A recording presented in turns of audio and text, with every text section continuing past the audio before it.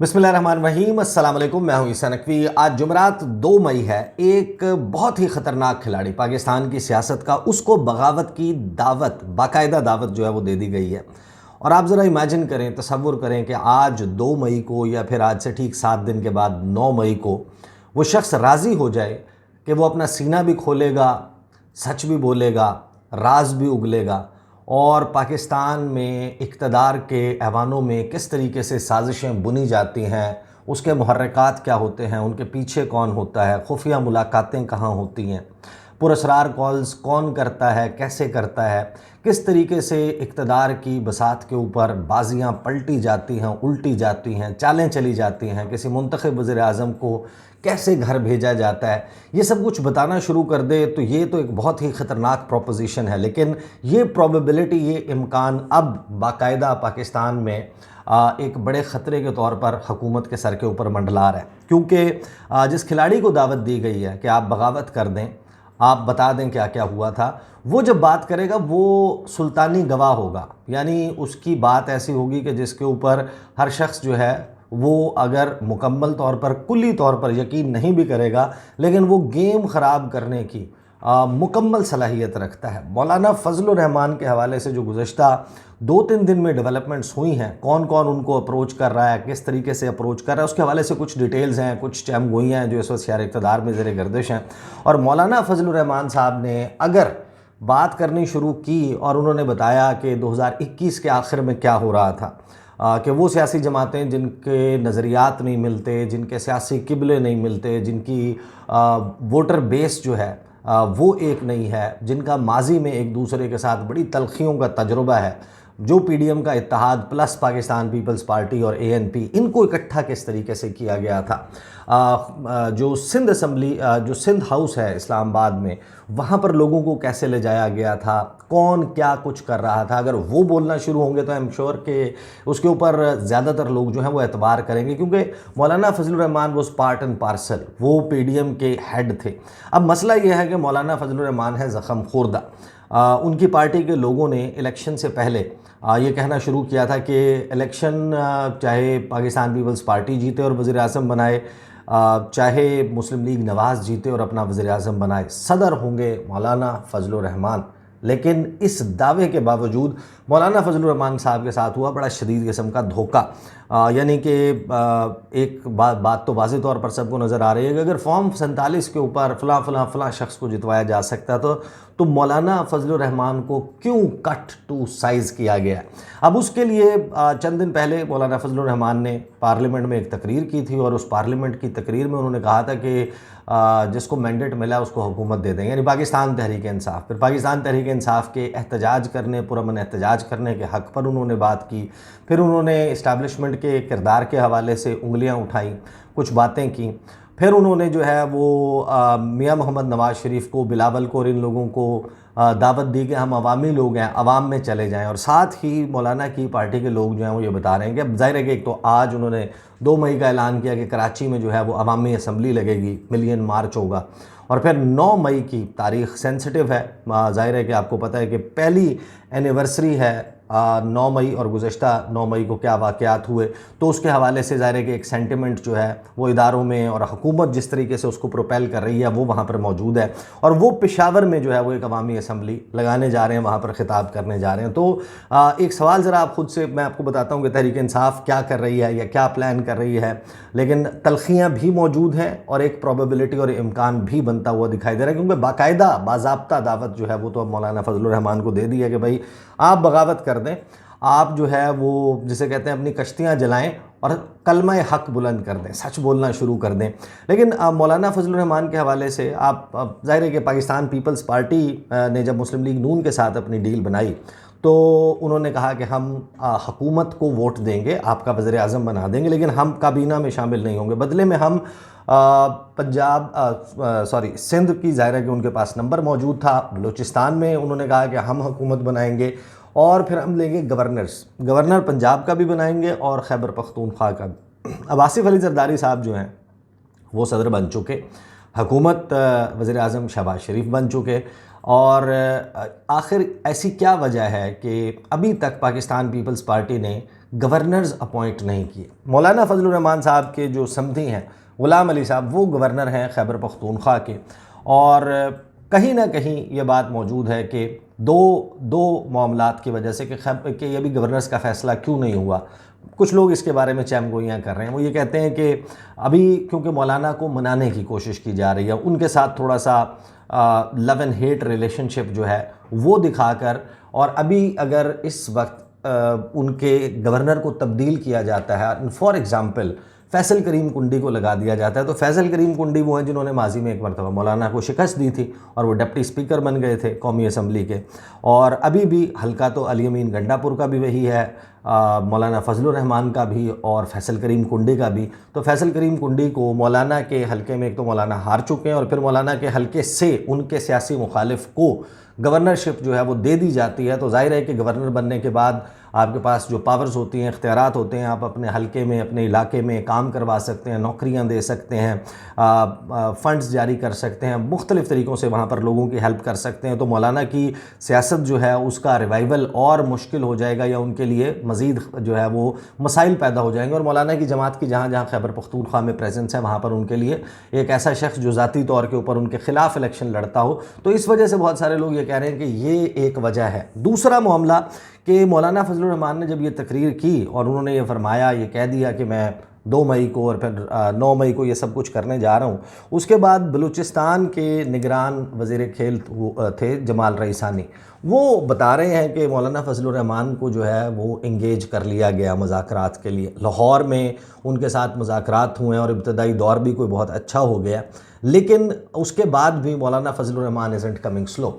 मौलाना फजलुर रहमान जो हैं वो अपनी पिच को मज़ीद बुलंद करते हुए दिखाई दे रहे हैं। अगरचे जो जमाल रईसानी हैं वो ये कहते हैं कि मौलाना को पीटीआई के चुंगल से आज़ाद करवाएंगे। अब पीटीआई और मौलाना फजलुर रहमान का जो लव एंड हेट रिलेशनशिप है, सबको पता है कि यहूदी एजेंट, यहूदी लॉबी का नुमाइंदा, फिर ख़वातीन की पाकिस्तान तहरीक इंसाफ के उनके हवाले से तितलियाँ और इस किस्म के बयानात ज़मीन गर्म कर देंगे, मुजरा होता है, ये वो चीज़ें हैं जो मौलाना फजलुर रहमान साहब की तरफ से होती रहीं। और दूसरी तरफ पीटीआई का कौन सा ऐसा जलसा है जिसमें आपको नहीं याद कि डीज़ल डीज़ल के नारे ना लगे हों।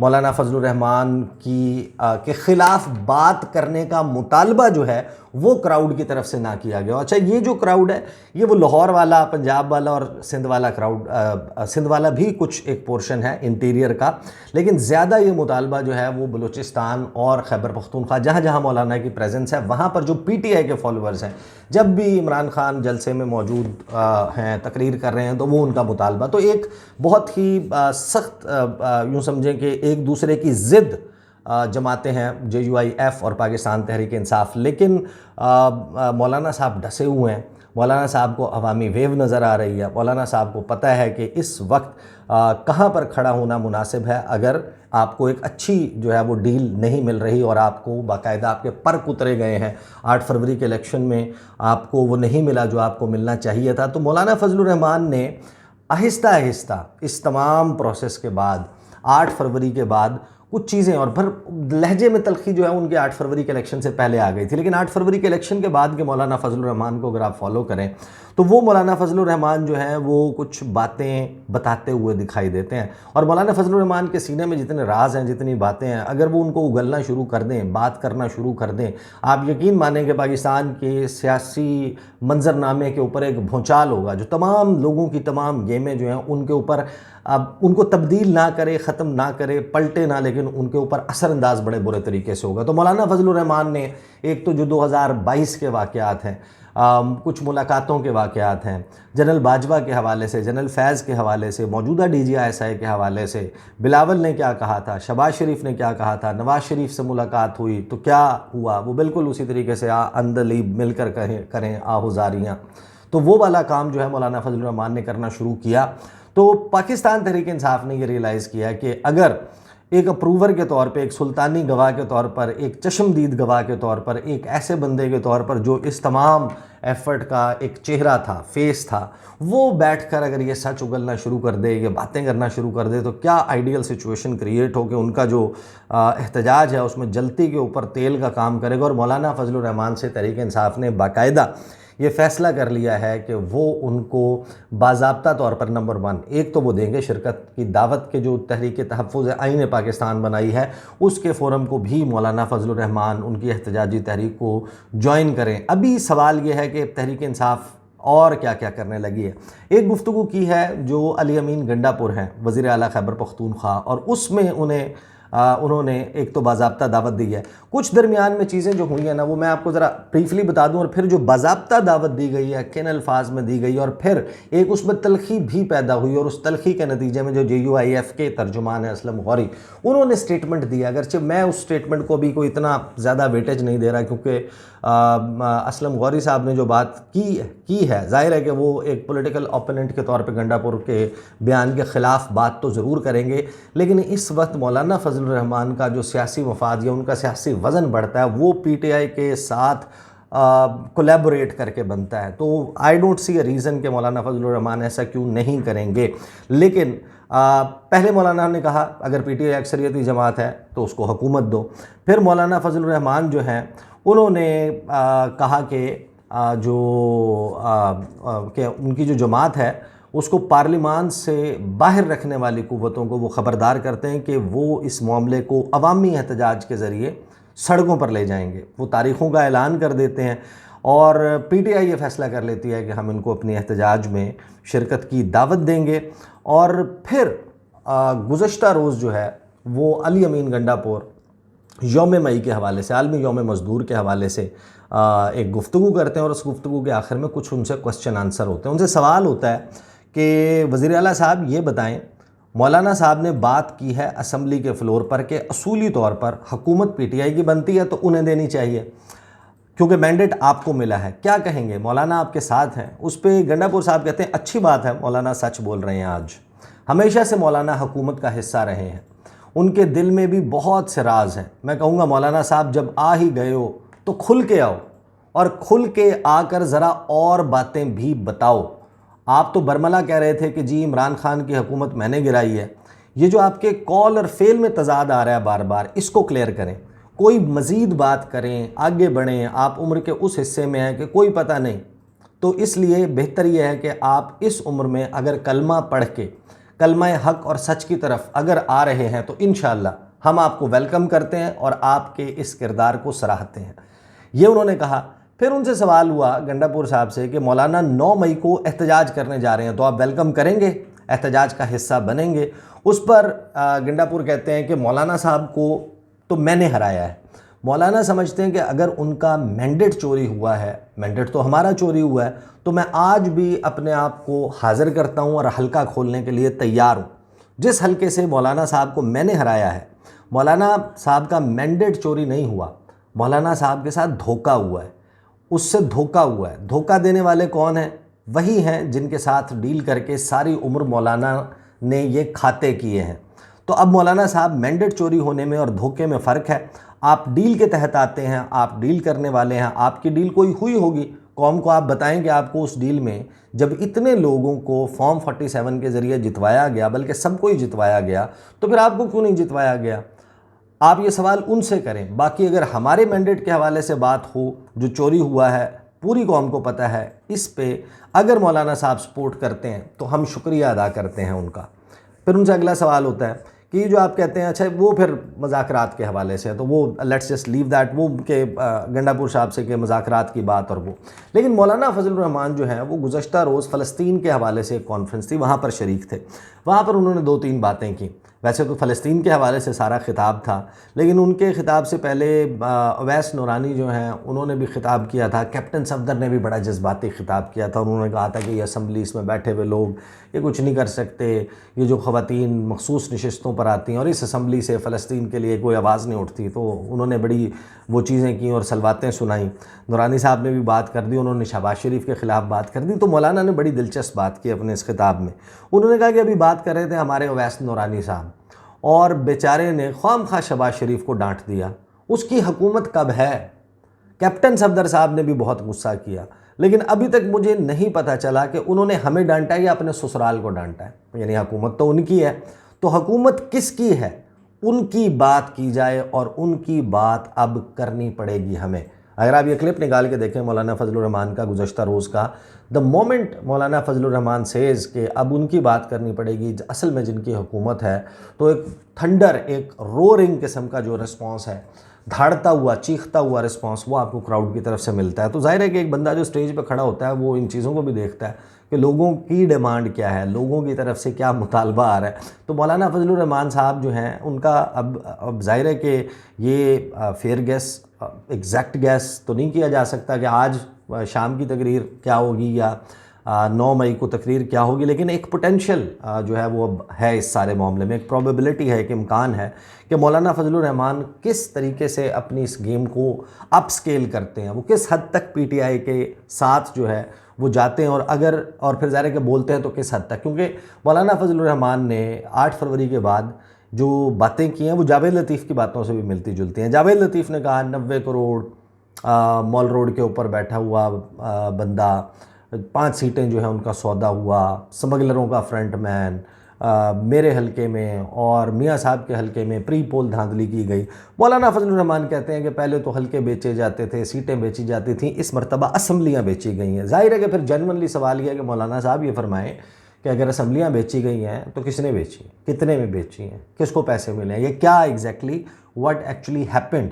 और अगर मौलाना फजलुर रहमान, यानी हमें ये नहीं कह रहा कि मौलाना फजलुर रहमान जो कह रहे हैं वो बिल्कुल दुरुस्त है, बट लेट्स जस्ट अस्यूम कि मौलाना फजलुर रहमान इसके ऊपर बात करना शुरू हो जाते हैं, वो एक दो नाम ले लेते हैं, वो एक दो बंदों के नाम ले लेते हैं, किसी एक ट्रांजैक्शन का हवाला दे देते हैं, उसका कोई प्रूफ सामने रख देते हैं, कोई एक वीडियो सामने आ जाती है, लेकिन अदरवाइज़ भी मौलाना फजलुर रहमान क्योंकि पीटीआई के रैंक के बंदे नहीं हैं, वो इस इत्तेहाद के साथ कहीं से भी मिलते जुलते नहीं हैं। वो उन्हीं लोगों का हिस्सा हैं जिन्होंने 2022 ऑनवर्ड्स ये सारा जो पाकिस्तान का पॉलिटिकल कयास है, जो सियासी अदम इस्तेहकाम है, जो अफरा तफरी है, उसके क्रिएटर्स में और उसकी भी क्रिएटर्स में वो शख्स जो अलायंस को लीड कर रहे थे, हेड कर रहे थे। आपको याद होगा मौलाना फजलुर रहमान की एक बड़ी सख्त किस्म की गुफ्तगू वाली कॉल जो टेलीफोन के ऊपर बात कर रहे थे, कुछ लोग कहते हैं कि उस वक्त के आर्मी चीफ से बात कर रहे थे, कुछ कहते हैं कि नहीं किसी और इदारे के सरबराह से बात कर रहे थे, बहरहाल वो बात तो कर रहे थे।